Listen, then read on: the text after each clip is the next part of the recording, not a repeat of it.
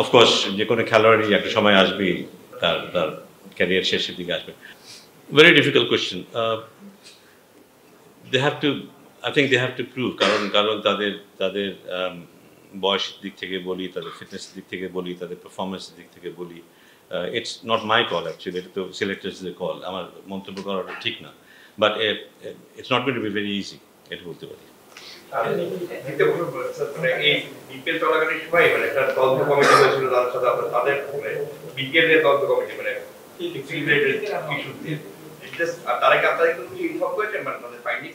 না না, তারা এটা আমি জানি ওনার থেকে বেশি, এটা তারা কন্টিনিউয়াসলি অনেকের সাথে বসেছে, যেহেতু টোটালি একটা ইন্ডিপেন্ডেন্ট কমিটি, হ্যাঁ, একদম অনুযায়ী একটা আমাদের জাস্টিস সাহেবের আন্ডারে ওনারা করে, জানানোর কিছু নাই আমাদের, ওনারা রিপোর্টটা দিবে। সো উই আর ওয়েটিং রিপোর্টটার জন্য।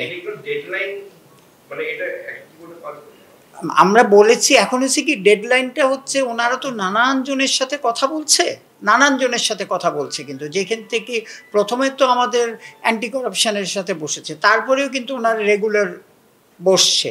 সো আমরা জিজ্ঞেসও করতে পারি না, যেহেতু it's a independent committee. But এইটুক জানি যে ওনারা অনেক দূর এগিয়েছে, হয়তো সহসাই আমরা পাবো।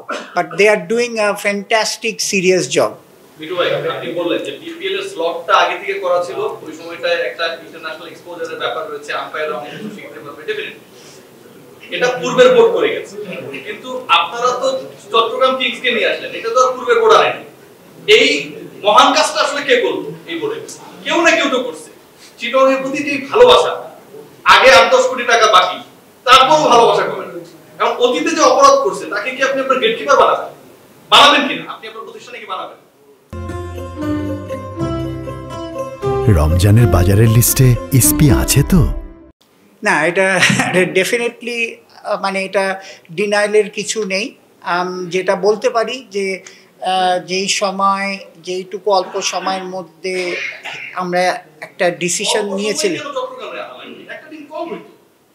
এটা হচ্ছে তখন যেইভাবে মানে ফরম্যাটটা ছিল, মানে যারা ইনভলভ ছিল তারা আমি যদি আজকে ওই ডিসিশনে থাকতাম, তাহলে আমি আপনাকে স্ট্রেট কথা বলতে পারতাম যে বেসিক্যালি হোয়াট হ্যাজ হ্যাপেন্ড। বোর্ডে কেন এই কথাগুলো আপনারা তুলেন না? আমাকেই কেন বলা লাগবে? না আমরা যারা নিল এই ডিসিশনটা তাদেরকে ইফতেখার রহমান মিঠুন এই প্রশ্ন করা হয়েছে। এটা হচ্ছে দিস ইজ দ্য, যেটা হয়েছে basically it is a big learning. ঠিক আছে, আপনারা বিগ লার্নিং, আগে তখনই তো লার্নিং হয়ে গেছে মিঠু ভাই, তারপর আরেকবার ডেকে এনে লার্নিং করা দরকার। কারেক্ট, বা আমি আপনার সাথে ডিসএগ্রি করছি না।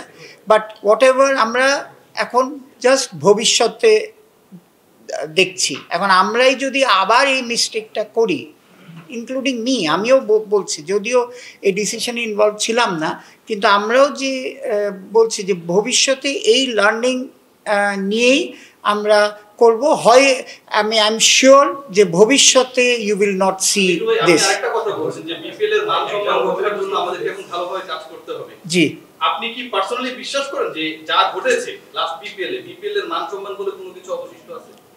সেই জন্য যতটুকু, না মান সম্মান তো ডেফিনেটলি, আগেও এই কথা হচ্ছে, ওইভাবে দেখেন ক্রিকেটটা ভালো হয়েছে, আই এম সেইং যে উইকেট খুব ভালো হয়েছে, আম্পায়ারিং ভালো হয়েছে, ক্রিকেটটা ভালো হয়েছে, দর্শক মাঠে এসেছে, এইগুলি, তারপরে ticket sell, highest ticket sell হয়েছে। সো এইগুলি কিন্তু পজিটিভ সাইড ছিল। তার থেকেও নেগেটিভ সাইড হচ্ছে ডেফিনেটলি আপনি যেগুলি বলছেন সেগুলি হচ্ছে নেগেটিভ সাইড। সো আপনি যদি কত মাপ দেওয়া যাবে না, তো মাপ হলে হয়তো অ্যাচিভমেন্ট হয়তো কম হতে পারে। কিন্তু একটা জিনিস হয়েছে যে আগের বিপিএল এর সাথে যদি সবগুলি তুলনা করেন, আমাদের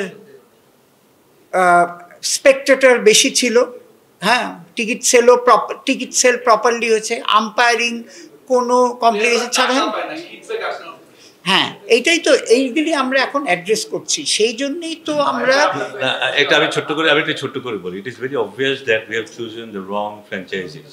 ইয়েস, ইট ইজ অবভিয়াস। দেখেন, এটা এখানে সময় নষ্ট করে লাভ নেই। We have chosen the wrong franchises, যারা কেউ হোটেল ভাড়া দিতে পারেনি, কেউ বাস ভাড়া দিতে পারেনি, এই পর্যায়ে পর্যন্ত গেছে। সো আমরা যখন একটা চুজ করেছিলাম, আমরা নিশ্চয়ই এটা এক্সপেক্ট করি নাই যে এটা এই পর্যায়ে যেতে পারে।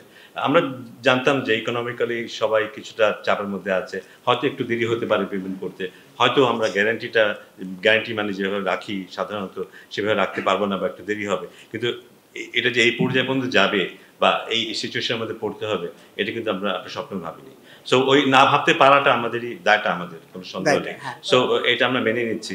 বাট মিঠুর মতো আমরা এটা ভালো করেছি, এটা ভালো করেছি, এটা ভালো করেছি, এটা আমি বলতে যাবো না, কারণ ভালো করার জন্য আমরা এখানে এসেছি। সো দ্যাট ক্যানট বি বলার মতো কোনো কিছু না। খারাপ যেটা হয়েছে সেটা ভবিষ্যতে না হয় সেই ব্যাপারে আমরা সচেতন থাকবো। এই ব্যাপারে একদম 100% অ্যাড্রেস করবো।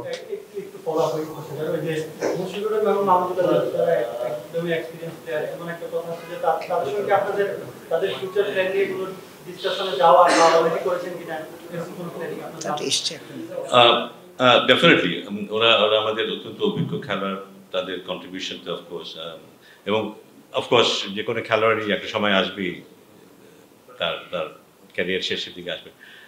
আমার মানে আমরা ওদের সাথে কথা বলবো এবং ওদের চিন্তা ভাবনাগুলো কি আছে, ওদের নিজস্ব ফরম্যাট নিয়ে সেটা নিয়ে আলাপ, এটা আমি এই মুহূর্তে আলাপ করতে পারছি না। সরি। আচ্ছা, ও চাচ্ছিল কি? হ্যাঁ, তুমি অনেক, হ্যাঁ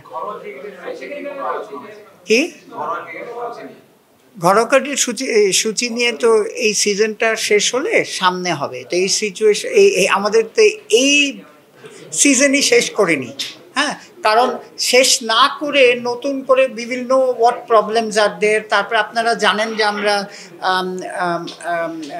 নতুন গ্রাউন্ডও তৈরি করা হচ্ছে, যে হোপফুলি নেক্সট সিজনে আপনারা আমাদের ন্যাশনাল ক্রিকেট গ্রাউন্ড, যেটা আমরা নতুন নামকরণ আজকে প্রস্তাব করেছি, হ্যাঁ, তো NCG, সো এটা আমরা ওইসবও মাঠ পাবো। তো সুতরাং নেক্সট ইয়ারের প্ল্যানিং, যেহেতু মাঠ আরও অ্যাভেলেবেল হবে, ফতুল্লাহ কন্টিনিউয়াসলি কাজ হচ্ছে, সো আমাদের হাতে কিন্তু আরও খুব ইন্টারন্যাশনাল কোয়ালিটি 2টো গ্রাউন্ড, 4টা গ্রাউন্ড চলে আসবে।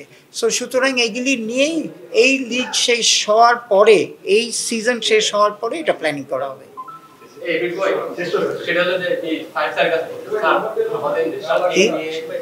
অনেক প্ল্যান হয় সবসময়, আপনি তো আপনার ডেভেলপমেন্ট ছিলেন, আমরা অনেক প্রোগ্রাম করেছি।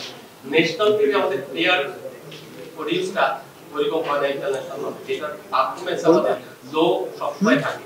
আমরা ওয়ানডে ওয়ার্ল্ড কাপে দেখেছি, এবার চ্যাম্পিয়ন্স ট্রফিতে দেখলাম, যেটা একটা মানে গর্ব করার জায়গায় একটা বলা হচ্ছিল যে আগামী 19 থেকে বলা হচ্ছিল আমরা বিশ্বকাপের মধ্যে খেলবো এবং চ্যাম্পিয়ন হওয়ার একটা স্বপ্ন ছিল। কিন্তু এখন দেখা যাচ্ছে বাংলাদেশ নিচের দিকে যাচ্ছে। এখন বিং এ আপনি টিম অফসেট চেয়ারম্যান, আপনার কি প্ল্যান, এটা নিয়ে কি করছেন? আপনি কি করতে চান, যে কতগুলি ব্যাকআপ প্লেয়ার তৈরি করবেন বা কি করবেন?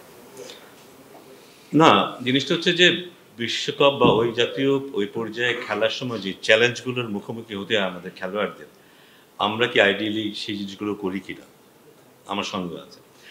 এবং ওই জায়গাটায় গিয়ে সবাই মিলে এক হয়ে একটা দল হয়ে খেলার যে ব্যাপারটা, আমি ব্যক্তিগতভাবে যেহেতু নিজেই জড়িত ছিলাম, নিজে কোচ ছিলাম, ক্রিকেট বোর্ডের সাথে সংশ্লিষ্ট ছিলাম, আমি দেখেছি যে খেলোয়াড়রা একদিকে থাকে, ম্যানেজমেন্ট একদিকে থাকে, ক্রিকেট বোর্ড একদিকে থাকে, মিডিয়া একদিকে থাকে, সাধারণ দর্শক একদিকে থাকে।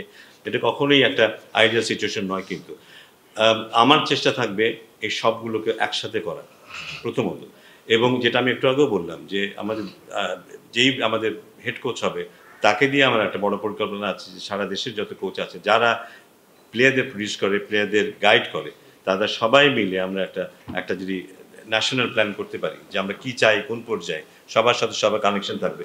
এবারে হয়তো আপনারা লক্ষ্য করছেন যখন জাতীয় দলের মাত্র 5-7 দিনের ক্যাম্প হয়েছে, সেখানে কিন্তু আমরা ডেভেলপমেন্টের হাই পারফরমেন্সে যেসব কোচরা আছে তাদের কিন্তু ইনভলভ করেছি, এবং এটা এখন থেকে রেগুলার হবে। আমরা হয়তো দেখতে পাবো একজন কোচ যাকে হয়তো ভাবিনি, সেও জাতীয় দলের সাথে চলে গেছে, একজন স্পিন বোলিং কোচ কিংবা পেস বোলিং কোচ। সো এই সমন্বয়গুলো আমরা চাইবো যে আমাদের জাতীয় দলের কোচ যেন আমাদের আন্ডার-19 টিমের সাথে কথা বলে, আন্ডার-19 টিমের কোচের সাথে যেন তার এক্সচেঞ্জ হয়। সো এটা একজন এখানে একজন ওখানে এইভাবে না, সামগ্রিকভাবে একটা সমন্বিত প্রয়াস হবে এটা আমাদের মধ্যে, এবং সেখানে বোর্ড থাকবে, সেখানে মিডিয়া থাকবে, সেখানে কোচ থাকবে, সেখানে প্লেয়ার থাকবে, সবাই সেখানে সিলেক্টররা থাকবে। আমরা সবাই কিন্তু যার যার ইন্ডিভিজুয়াল দ্বীপের মধ্যে বসবাস করি, কারোর সাথে কারো যোগাযোগ নেই। এটা আমি খুব কাছ থেকে দেখেছি এটা। সো আমার মনে হয় এই দূরত্বগুলি কমে গেলে আমাদের টিম পারফর্ম করবে। আমাদের প্লেয়াররা ভালো প্লেয়ার, আমি খুব কাছ থেকে দেখেছি বলেই বলছি, ভালো প্লেয়ার, কিন্তু তাদের ভেতরে যে আত্মবিশ্বাস, যে সাহস, যে ওনারশিপটা থাকা দরকার, সেই জিনিসটা ওদের মধ্যে অভাব আছে, যথেষ্টই অভাব আছে। এবং সেটার অনেকটা দায় আমাদের সবারই। কিন্তু ওদের চেষ্টার কোনো ইয়ে নেই, কিন্তু ওরা চেষ্টা করে, প্রচুর চেষ্টা করে।